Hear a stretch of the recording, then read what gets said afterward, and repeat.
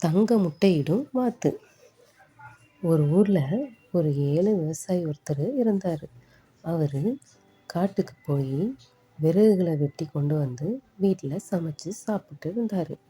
அப்படித்தான் ஒரு நாள் காட்டுக்கு கோடாரி எடுத்துகிட்டு விறகு வெட்ட போயிட்டுருக்காரு. அப்போது ஒரு சத்தம் கேட்குது.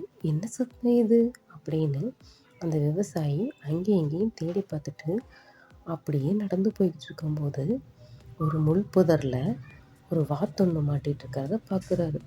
ஐயையோ பாவம், என்ன இது வாத்து மாட்டிகிட்டு இருக்குதே அப்படின்னு அவர் அந்த முட்களை எல்லாம் விலக்கி அந்த வாத்தை எடுத்துக்கிட்டு வீட்டுக்கும் வர்றாரு. வீட்டுக்கு வந்து பார்த்தா அவருக்கே சாப்பாடு இல்லை.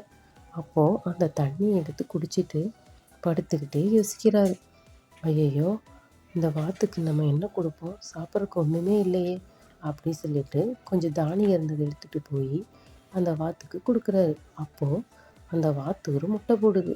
அந்த முட்டையை பார்த்தா தங்க முட்டை. விவசாயிக்கு ஒரே சந்தோஷம். அதை எடுத்துகிட்டு போய் கடையில் கொடுத்து அதை காசும் ஆக்கிடுறாரு. இப்படியே ஒவ்வொரு நாளும் அந்த வாத்து ஒவ்வொரு தங்க முட்டையாக போட்டுது.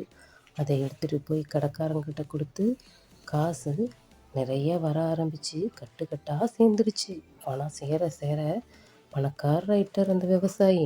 ஒரு நாள் அவர் மனைவி என்னங்க, என்னது இது, என்னது ஒவ்வொரு நாளும் ஒவ்வொரு முட்டை தான் போடுது, இதெல்லாம் சரிப்பட்டு வராது, பேசாமல் இந்த வாத்தை அறுத்துருங்க, அறுத்து வயிற்றுல உள்ள எல்லா முட்டையும் ஒட்டுக்கா எடுத்துருங்க, பெரிய பணக்காரர் ஆயிடலாம் அப்படின்னு சொன்னதும் அதை கேட்டுட்டு அந்த விவசாயி அறுக்கிறாரு.